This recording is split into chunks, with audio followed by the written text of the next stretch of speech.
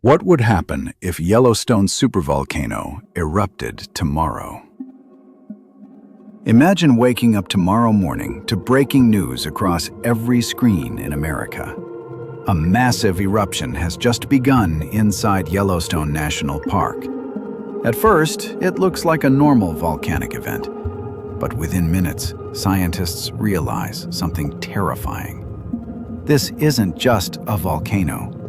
It's a supervolcano eruption, one of the most powerful natural disasters our planet can produce.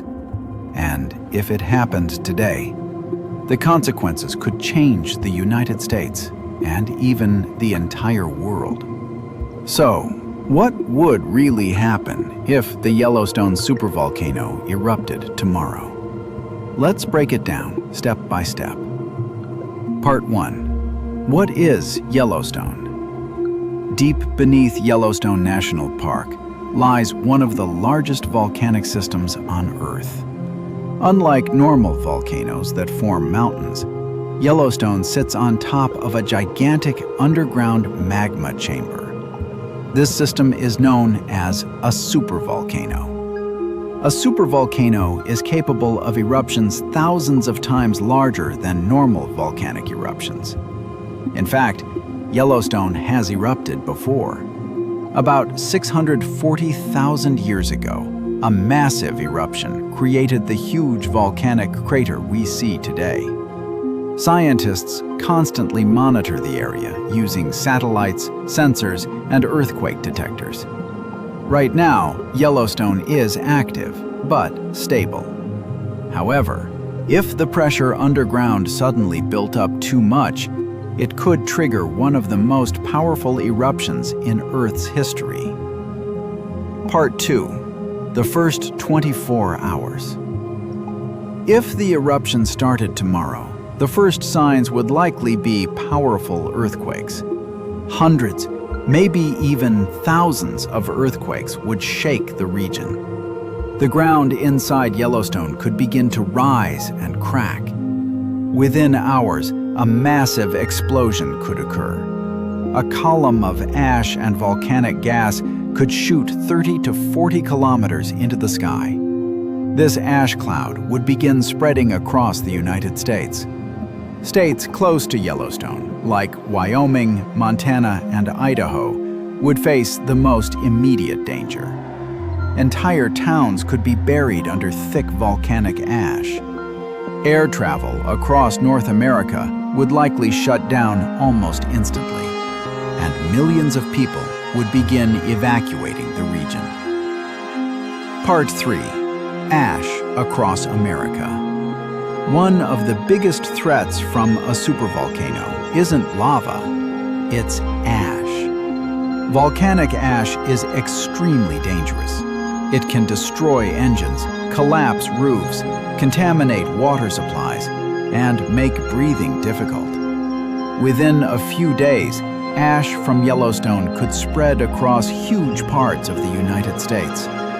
Cities like Denver, Salt Lake City, and even Chicago could experience ashfall. In some areas, ash could pile up several inches thick. Power plants could fail. Airports could shut down. Roads could become impossible to travel. Life in many parts of the country could slow down dramatically. Part 4. Economic collapse. If Yellowstone erupted, the economic damage would be enormous.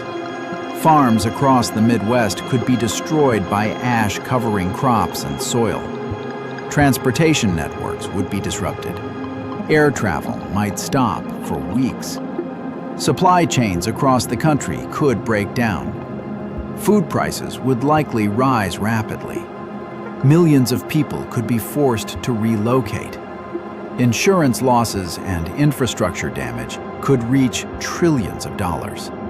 This would likely become one of the most expensive natural disasters in human history. Part 5. Global impact. The effects wouldn't stop in America. A massive eruption could send huge amounts of ash and sulfur gas into the upper atmosphere. This could partially block sunlight around the world. Temperatures could drop globally for months or even years. Scientists call this effect volcanic winter. Agriculture around the world could suffer. Some regions might experience crop failures. Food shortages could become a global problem. Even countries thousands of miles away could feel the impact of Yellowstone. So, could the Yellowstone supervolcano erupt tomorrow? Technically, it's possible, but scientists say the chances are extremely low. Still, Yellowstone reminds us of something important. Our planet is incredibly powerful.